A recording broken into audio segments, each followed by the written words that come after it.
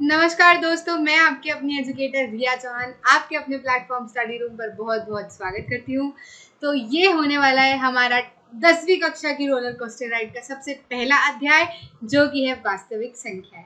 ठीक है, तो अध्याय शुरू करने के पहले एक बात मैं आपसे करना चाहती हूँ कि बच्चे अक्सर मेरे पास में आते हैं, कहते हैं मैडम मैथ्स तो हमको पसंद नहीं, जमता ही नहीं है, ये सब्जेक्ट बनता ही नहीं है हमसे, कैसे करें। ठीक है, तो मुझे इस चीज का एक सॉल्यूशन बहुत अच्छे से पता चला है। मानती हूँ कि लेट पता चला है, मैं नहीं लगा पाई, लेकिन आपको जरूर लगाना है। बच्चे अक्सर मैथ्स ऐसे पढ़ते हैं, बच्चे कहते हैं हम ऐसे पढ़ लेंगे हमको मैथ्स बन जाएगा। नहीं जी, ऐसा बिल्कुल नहीं होने वाला है। आपको क्या करना है, मैं जहां जहां लिख रही हूँ, मैं अपना पेन उठा रही हूँ, बता रही हूँ, आपको बिना सोचे समझे लिखते जाना है।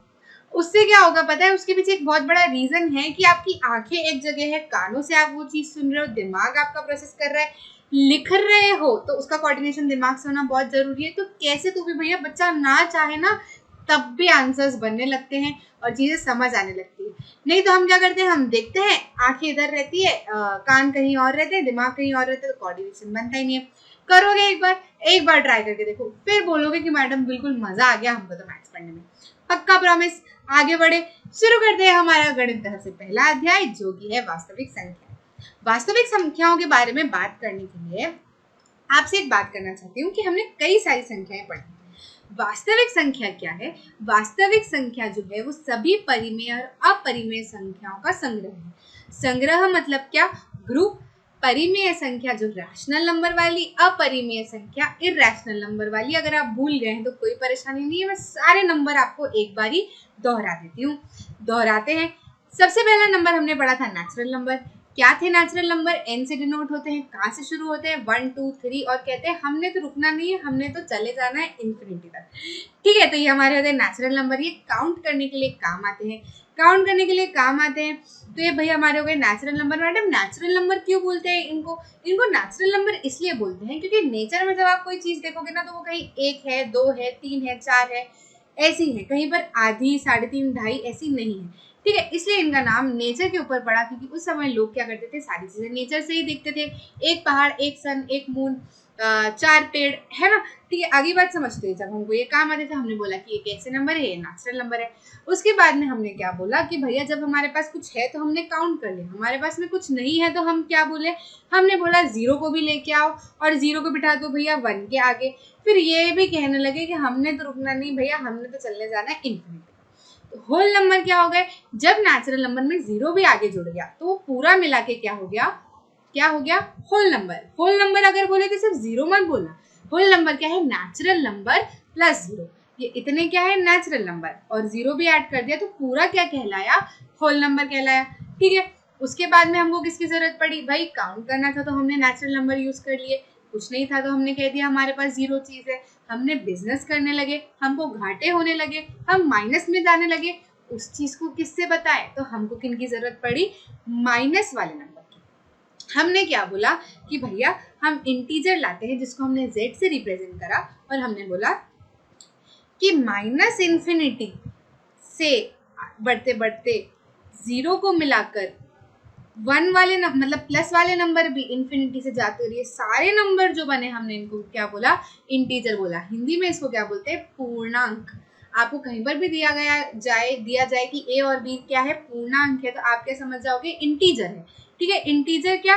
माइनस वाले सब मिलाकर, 0 भी मिलाकर, प्लस वाले भी नेचुरल नंबर मिलाकर, टोटल मिलाकर सब क्या हो जाएगा? इंटीजर। आगे बात समझ में? ठीक है, तो आप इससे भी देख सकते हो, ये भी आप याद कर सकते हो। इतने जो है क्या है? ये नेचुरल नंबर है। होल नंबर मतलब क्या? नेचुरल नंबर और 0 को मिला दिया तो होल नंबर। इंटीजर क्या? नेचुरल नंबर, होल नंबर और ये माइनस वाले नंबर मिला के क्या बन गए? इंटीजर बन गए। कोई सवाल, कोई परेशानी नहीं है। आगे बढ़े। इसके बाद में क्या है? Rational number. हमने क्या बोला? ऐसे नंबर जो कि p/q के फॉर्म में लिखे जा सकते हो, जिसमें q 0 के इक्वल ना हो, वैसे नंबर क्या है? कहलाते हैं रैशनल नंबर, जिसमें p क्या हो? पूर्णांक हो यानी इंटीजर हो, और q भी क्या हो? पूर्णांक हो यानी इंटीजर हो। क्या कहते हैं रैशनल नंबर को? परिमेय संख्या। कक्षा 8वीं का पहला चैप्टर है परिमेय संख्या, हम बहुत डिटेल में पढ़ चुके हैं परिमेय संख्या। ठीक है, तो परिमेय संख्याएं क्या क्या हो सकती है?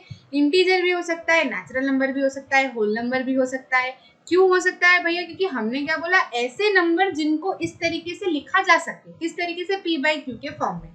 वो क्या, तो नेचुरल नंबर को भी आप लिख सकते हो, होल नंबर को भी लिख सकते हो, इंटीजर को भी लिख सकते हो, फ्रैक्शन को भी लिख सकते हो, डेसिमल यानी दशमलव वाले को भी लिख सकते हो। ठीक है, तो ये पूरा मिला के हमारी क्या हो गई, परिमेय संख्याएं। फिर हमने बोला कि कुछ ऐसी संख्याएं भी थी जिनको हम इस तरीके से ना लिख सकते हैं, जैसे कि क्या, √2, √3, मतलब रूट के अंदर प्राइम नंबर है ना, तो प्राइम नंबर। ठीक है, तो हमने क्या बोला, ऐसे नंबर क्या हो जाएंगे, इर्रेशनल नंबर हो जाएंगे।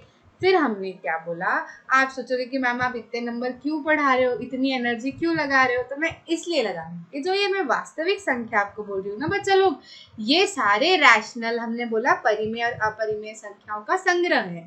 तो परिमेय संख्याओं में integer, whole number, rational number सब आ जाते हैं, और अपरिमेय संख्या हमारी ये रही, ये पूरा मिला के क्या है हमारा रियल नंबर। अब आपको सिर्फ ये इतना सा भी अगर याद रह जाएगा ना, ये इमेज भी याद रह जाएगी, आप कभी भूलोगे ही नहीं कि natural number, whole number, rational number, irrational number, real number क्या होते हैं। ठीक है, इंट्रोडक्शन समझ आया, आशा करती हूँ पसंद भी आया होगा। आगे बढ़े, देखते हैं। देखें, उसके बाद में हमको बता रखा है इस चैप्टर में, हमको एक प्रमेयिका दे रखी है, यूक्लिड विभाजन प्रमेयिका। बच्चे कहते हैं मैडम हमको नाम पढ़ के घबराना आ जाता है, यूक्लिड, डिवीजन, लेमा, यूक्लिड विभाजन प्रमेयिका आखिर क्या होगी। हमारा सबसे मेन फोकस स्टडी रूम के प्लेटफॉर्म पे आपको ये फायदा मिलेगा कि हम क्या करेंगे, मैं तो आपको जो भी टॉपिक पढ़ाऊंगी ना, पहले उस टॉपिक के नाम को ब्रेक डाउन करूंगी, ताकि आपको जब भी आप 8-10 साल बाद भी ये पढ़ो ना, तो आपको ये ना लगे कि ये क्या था। आपको टॉपिक पढ़ते ही समझ आ जाएगा, क्या समझ आ जाएगा कि ये यूक्लिड है। यूक्लिड जी जो है, यूक्लिड भैया जो है, ये हमारे क्या थे, वैज्ञानिक थे, जिन्होंने इस प्रमेयिका को बनाया था। ठीक है, जैसे मेरा नाम रिया है, ऐसे मेरा नाम यूक्लिड था। ठीक है, अब ये किसके ऊपर है, डिवीजन के ऊपर है। हम देखेंगे कि किस तरीके से डिवीजन के ऊपर है। डिवीजन अगर लिखा जाए तो याद कर लेना कि भैया डिवीजन के ऊपर है लेमा। लेमा का मतलब क्या होता है, लेमा कुछ ऐसे सिद्ध स्टेटमेंट होते हैं जो कि ऑलरेडी सिद्ध किए हुए होते हैं। ठीक है, इन सिद्ध चीजों को या स्टेटमेंट को यूज करके हम दूसरे चीजों को सिद्ध कर सकते हैं।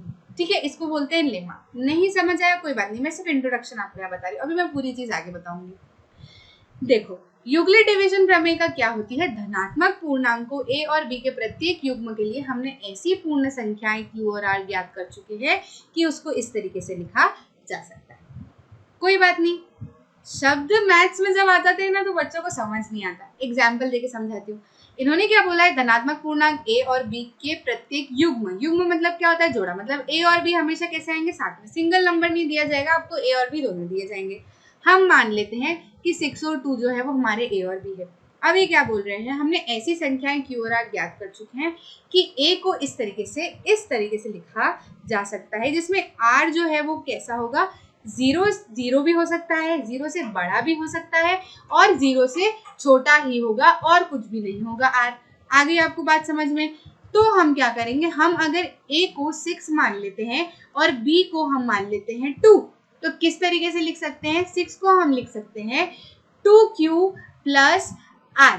अब देखो q और r क्या होगा, देखो r तो हमको समझ में आ गया कि b से छोटा होगा, 0 हो सकता है, तो b अगर यहाँ पर 2 है ना, तो r क्या क्या हो सकता है, एक तो 0 हो सकता है, फिर 2 से छोटे में क्या आएगा, 1 आएगा, फिर तो आ जाएगा 2, तो 2 तो हो नहीं सकता, इक्वल टू का साइन यहाँ दिया हुआ नहीं है, तो r क्या हो सकता है, यहाँ पे 0 हो सकता है, और क्या हो सकता है, 1 हो सकता है। ठीक है, अब q क्या हो सकता है, q देखो, q ऐसा नंबर है जो कि 2 में मल्टीप्लाई करें और r में कुछ प्लस करें तो 6 आ जाए।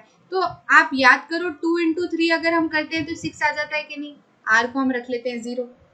ठीक है, ये हम कर सकते हैं। और हम क्या कर सकते हैं, एक और आपको देखो, 1 अगर कहीं पर भी रखेंगे तो 2 में तो किसी चीज का मल्टीप्लाई करें और साथ में जो भी आए उसमें 1 प्लस करें तो 6 तो आना नहीं है, तो 1 तो हमारे यहाँ पे पत्ता कट हो जाता है। ठीक है, एक सवाल बच्चों को आ सकता है कि मैम इसको ऐसे भी लिख सकते हैं, 2 × 2 प्लस 2, है ना, कि ये 4 हो जाए प्लस 2 हो जाए, तो मैम ऐसे क्यों नहीं लिखा, ऐसे इसलिए लिखे क्योंकि r की कंडीशन है कि ये b बराबर नहीं होना चाहिए, r जो है वो b से छोटा ही होना चाहिए। b अगर इसको हम 2 रख लेते हैं तो ये तो b के बराबर हो गया ना, b हमारा 2 है, तो ये नहीं बनेगा, तो हमारे पास सिर्फ और सिर्फ एक यही ऑप्शन बनता है। तो यही यूक्लिड जी ने सिद्ध किया कि किसी भी नंबर ए और बी को इस तरीके से लिखा जा सकता है जिसमें आर जो है वो इस रेंज का होगा और क्यू जो है वो कैसे निकलता है वो मैं क्वेश्चन करके बताऊंगी आपको। ठीक है, ध्यान दें कि क्यू और आर भी शून्य हो सकते हैं। जैसे ये तो सिंपल है ना, तो हमने पता लगा लिया यहाँ 3, ऐसे यहाँ पे आपको बड़े बड़े नंबर मिलेंगे, आप पता नहीं लगा पाओगे कि यहाँ पे क्या है। तो उसकी भी एक तरीका है, हमने इसको विभाजन प्रमेय का क्यों बोला है ये आपको उससे पता चलेगा। ठीक है, हम यूक्लिड के विभाजन प्रमेय का को लंबी विभाजन प्रक्रिया के एक पुनर्कथन के रूप में देख सकते हैं। ये लंबी होती है, ठीक है, मैं बताऊंगी क्यों लंबी होती है, बस ये जान लो अभी आप कि रूप में देख सकते हैं जहाँ पूर्णांक q और r को क्रमशः भागफल यानी कि क्वेश्चन और r को रिमाइंडर कहा जाता है। अब इससे समझ जाओ कि विभाजन कहीं ना कहीं यूज होने वाला है। ठीक है, तो ये जो है ये जो है हमारा q यहाँ पे अगर 3 आया है ना, तो ये क्या है, हमारा भागफल है, और r अगर यहाँ पे 0 आया है ना, तो ये हमारा शेष रिमाइंडर है। ठीक है, मैं आपको और अच्छे से समझाती हूँ। यहाँ पर हमको क्या दिया हुआ है, यहाँ पर हमको बताया हुआ है कि ये जो यूक्लिड डिवीजन लेमा है ना, इसको क्यों यूज किया जाता है, इसको अधिकतर उच्चतम सामान्य कारक की गणना करने की एक तकनीक है, उसके लिए निकाला जाता है। एचसीएफ हम कई बार निकाल चुके हैं। ठीक है, तो एचसीएफ निकालने के लिए यूक्लिड डिवीजन लेमा का यूज किया जाता है। ठीक है, दो धनात्मक पूर्णांकों a और b का एचसीएफ सबसे बड़ा धनात्मक पूर्णांक d है जो a और b दोनों को विभाजित करता है। क्या होता है एचसीएफ? दो धनात्मक पूर्णांक का एचसीएफ ऐसा नंबर होता है, ऐसा सारे नंबर वहां पर आपको हमको बहुत सारे नंबर दिखते हैं, उनमें से हम ऐसा नंबर चूज करते हैं जो कि दोनों नंबर में कॉमन आता हो और दोनों नंबर को डिवाइड करता हो। जैसे 6 और 2 का अगर मैं एग्जांपल लूं, एचसीएफ अगर मैं निकालूं तो इसको करा 2 3 = 6, 3 1 = 3, इसके ये फैक्टर आ गए। 2 को अगर मैं करती हूँ तो ये जो 2 1 = 2 हो जाएगा, तो 6 को मैं लिख सकती हूँ 2 × 3। ठीक है, 2 को मैं लिख सकती हूँ 2 × 1।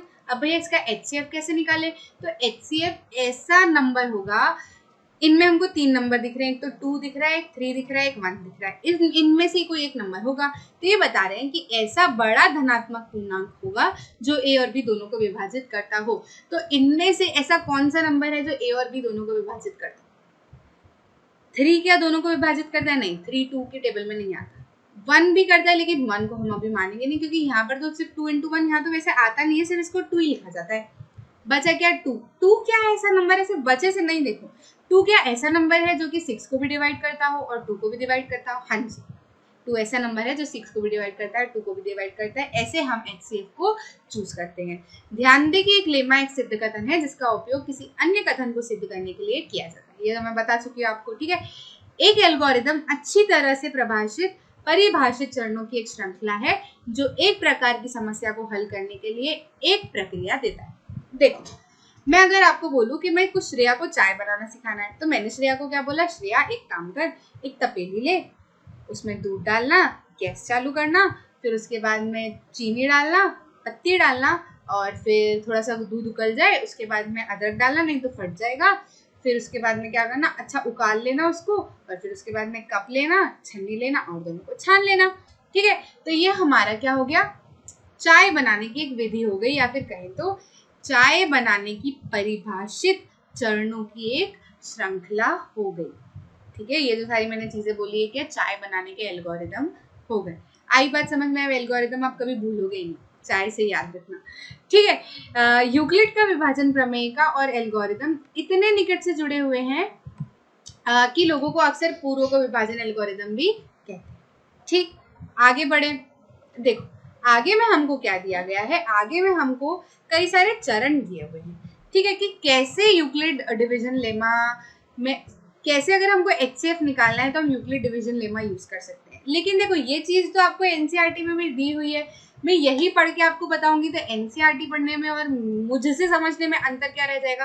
तो हम क्या करते हैं, हम सबसे पहले एक सवाल सॉल्व कर लेते हैं। सवाल अगर आपको बन जाएगा ना, तो आपको ये चरण में पढ़ के बताऊंगी तो आपको समझ आएगा कि यहाँ पर A B C D R>0 और ये सब क्यों लिखा हुआ है। शुरू करें, हम देखते हैं। देखो, एक चीज याद रखना कि जब हमको एचसीएफ तो 2 नंबर का निकालना होता है। ठीक है, तो एचसीएफ जब हमको निकालना है तो हमको क्या करना पड़ेगा? सी और डी चूज करने पड़ेगा।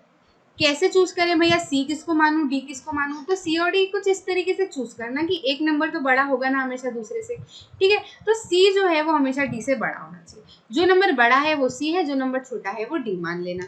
इन दोनों में अगर हम देखें तो ये वाला नंबर बड़ा है, तो मैं कह दूं सी जो है वो 12576 है और डी क्या है 405, ठीक है। इसके बाद में आपको क्या करना है, यूक्लिड भाई साहब हमको कह गए हैं कि दो धनात्मक पूर्णांक को c equal to D Q plus R की तरह लिखा जा सकता है। तो भाई इसको भी लिखा जा सकता है, मैं लिख देती हूँ यहाँ c equal to D Q plus R, ठीक है। पहली स्टेप में अगर मैं लिखूँ c क्या है 12576 बराबर d क्या है 4052 प्लस 4052 इंटू यहाँ पर क्या आएगा q आएगा प्लस r आएगा। भाई अब हमको r तो पता नहीं है, ठीक है, r भी नहीं पता हमको, q भी नहीं पता है। यहाँ मैं बताती हूँ, मैं बता रही थी हमको कि q कैसे निकालते हैं, मैं बताऊंगी। तो हम बताते हैं क्या करना है कि ये वाले नंबर को इस वाले नंबर से डिवाइड कर लेना है, डिविजन लेमा क्यों बोलते हैं इसलिए। 12576 और ये क्या हो जाएगा 4052।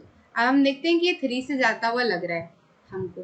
3 2 जा 6, 3 5 जा 15 का 5, कैरी 1 1, 3 4 जा 12। देखो ये छोटा नंबर है, चले जाएगा 0, 7 में से 2, 4 में से 1 गया, हाँ सॉरी 5 में से 1 गया 420। तो अब हम इसको कैसे लिखेंगे, ये क्या है हमारा भागफल है कि नहीं, ये क्या है हमारा शेष है कि नहीं। तो बस हम यहाँ भागफल लिख देते हैं और यहाँ पर r की जगह पे क्या लिख देते हैं, जो शेष आया है उसको लिख देते हैं। अब देखो हमको क्या करना है, इनको कब तक कंटिन्यू करना है, जब तक ये शेष क्या नहीं आ जाता, 0 नहीं आ जाता, तब तक हमको कंटिन्यू करना है। तो हम अगली स्टेप लिखेंगे, इसमें हम क्या करेंगे, इसको c मानेंगे और इसको d मानेंगे, ठीक है।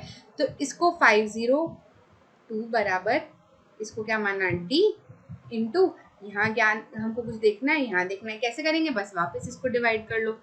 4052 को हम डिवाइड करेंगे किससे 420 से, तो ये 9 टाइम्स कुछ जाएगा, 9 2 जा 8, 9 0 जा 0, 9 2 जा 18 का 8, कैरी 1 सॉरी 9 4 जा 36 37, देखो हाँ ये 9 टाइम्स में चले जाएगा। 2 7 बचेगा, 9 में से 7 चले जाएंगे 2, तो ठीक है। ये क्या आ गया हमारा भागफल आ गया और ये हमारा क्या आ गया शेष आ गया, यहाँ लिख देते हैं भागफल और ये आ गया हमारा शेष।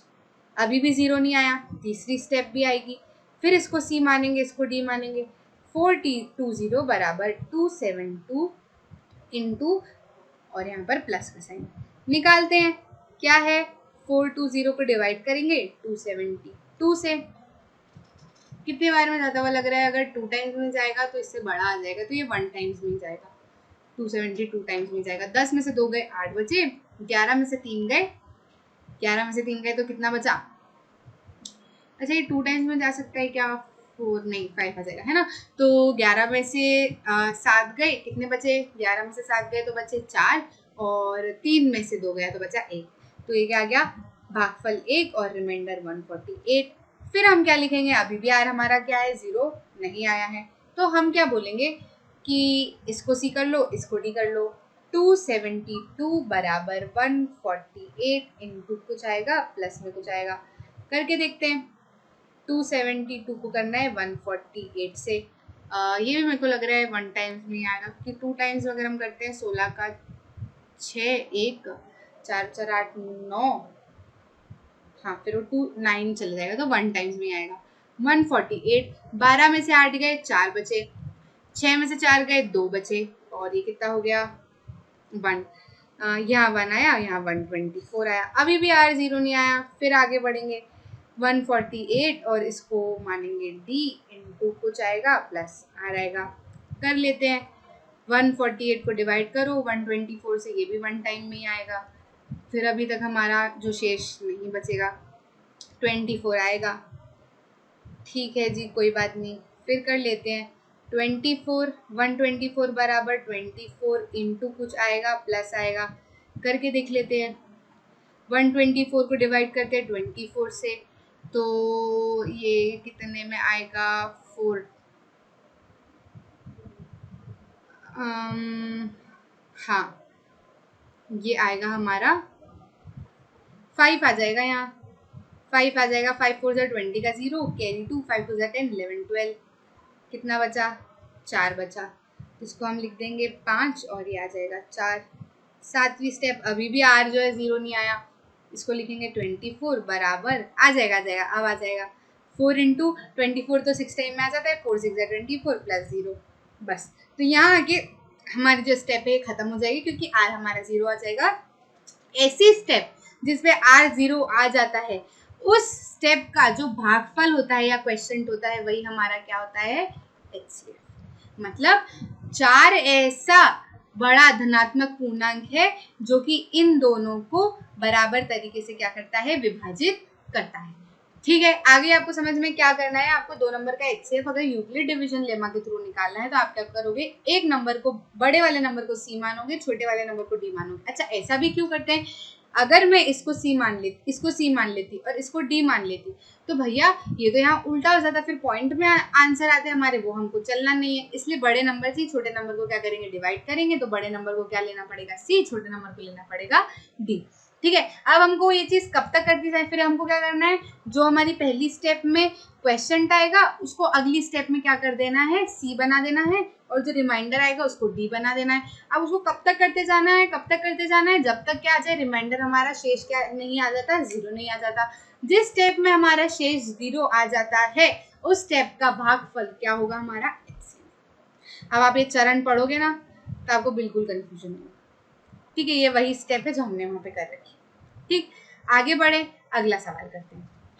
अगले सवाल में बताया गया है कि दर्शाइए कि प्रत्येक धनात्मक सम पूर्णांक 2q के रूट का होता है, प्रत्येक धनात्मक विषम पूर्णांक 2q + 1 रूट का होता है।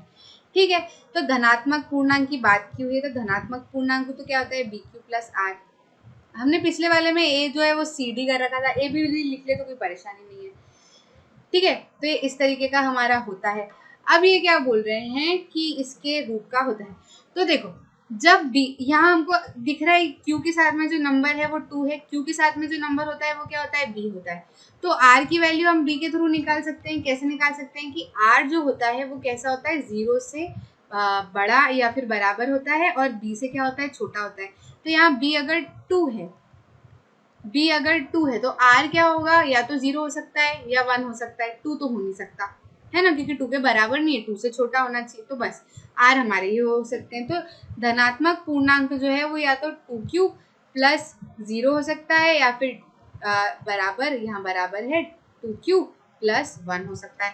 ठीक है, तो बस हमको यही 2 चीजें देखनी है। अब हमको ये तो हमने निकाल लिया कि कैसे, अब हमको सिद्ध क्या करना है कि ये जो a = 2q है ये किसके लिए हो, सम के लिए हो, और a = 2q + 1 जो है किसके लिए हो, विषम के लिए, विषम लिखने का तरीका हो। तो हम देखें, अगर हम इसको सम लिखने का तरीका प्रूव कर देते हैं तो ये आसानी से विषम का हो जाएगा कि नहीं हो जाएगा।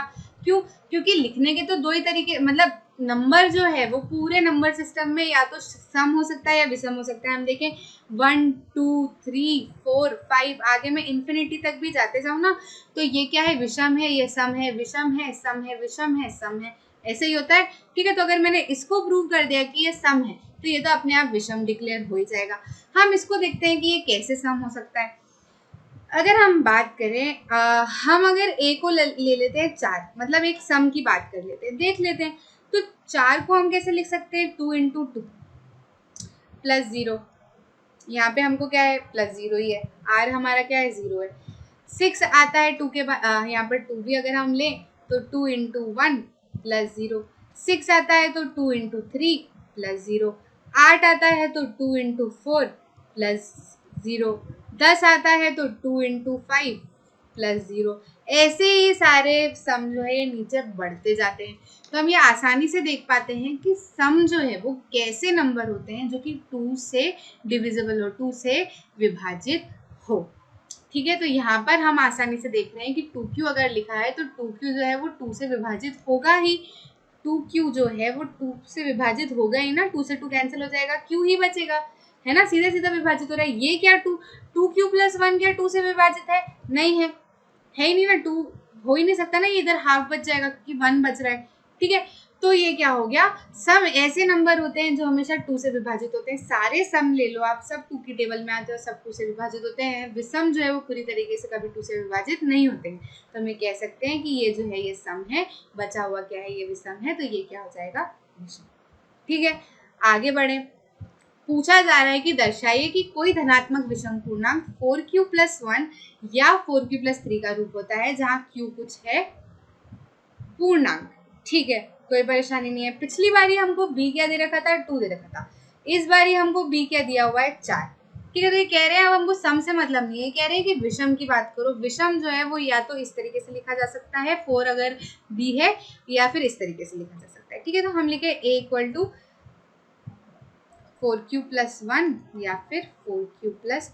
अच्छा, हम विषम की बात करें, विषम नंबर जब b4 है तो विषम नंबर किस किस तरीके से लिखे जा सकते हैं। देखो, a तो जो हमेशा क्या होना चाहिए, bq+r होना चाहिए। r अगर हम यहाँ पे निकालते हैं तो r क्या होना चाहिए, b से छोटा और 0 से बड़ा या 0 से बराबर। तो r की यहाँ वैल्यू क्या क्या आ सकती है, तो 0 आ सकती है। b क्या है यहाँ पर, अब हम यहाँ पर देखें तो b हमारा क्या है, b हमारा है 4। ठीक है, तो 4 से छोटे नंबर सारे जो है वो r हो सकते हैं, 4 नहीं हो सकता। तो हम क्या क्या लिख सकते हैं कि a जो है वो विषम वाला 4q+0 हो सकता है, a जो है वो 4q+1 हो सकता है, a जो है ये 4q+2 हो सकता है, a जो है ये 4q+3 हो सकता है। ठीक है, ये जो है हमारे पॉसिबिलिटी बन रही है। अब हम देख लेते हैं कि इसमें क्या ये वाकई में सारे विषम है या फिर कोई गड़बड़ है।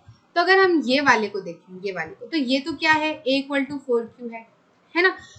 विषम जो है इसका हमेशा ध्यान रखना कि विषम कभी भी 2 से पूरी तरह से विभाजित नहीं होता। ठीक है, तो हम इसको देखें तो ये क्या, ये 2 से पूरी तरीके से विभाजित हो रहा है, हाँ ये 2 से विभाजित हो रहा है, 2q बच रहा है।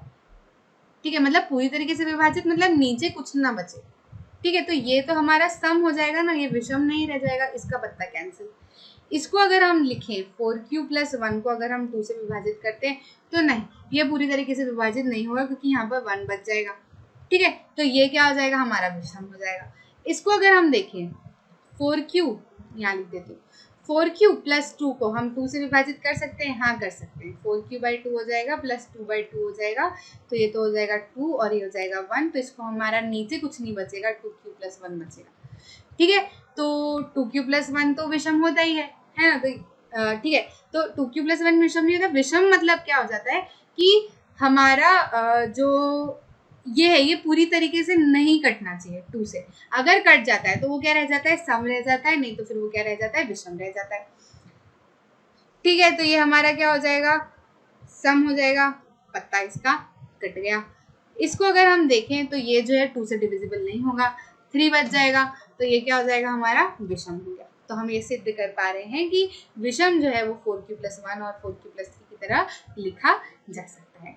आगे बात समझ में, आगे बढ़े। बताया जा रहा है कि एक मिठाई विक्रेता के पास में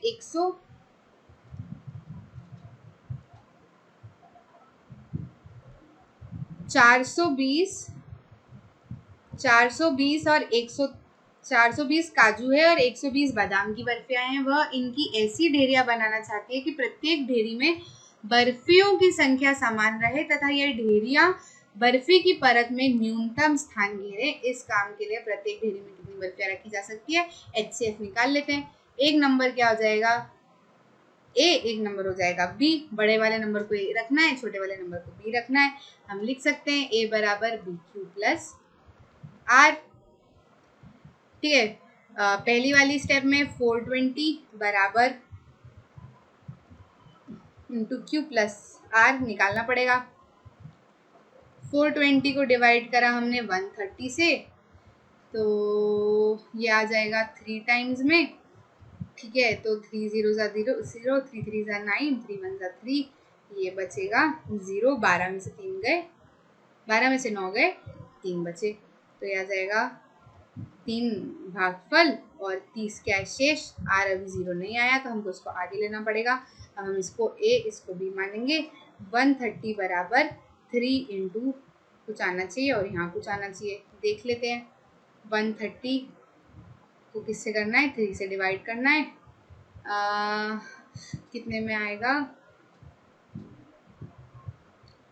सॉरी ये 30 है, ये क्या है 30 है। ठीक है, ये 30 है। 4 में आएगा, 3 4 12, 120, कितना बचेगा 10। तो ये 4 भागफल आया, 10 क्या आया, ये आया। अब देखें, इसको सी, इसको ए और इसको बी मानना है। हाँ, यहाँ तो आ जाएगा सीधे, 3 टाइम्स में 0 आ गया।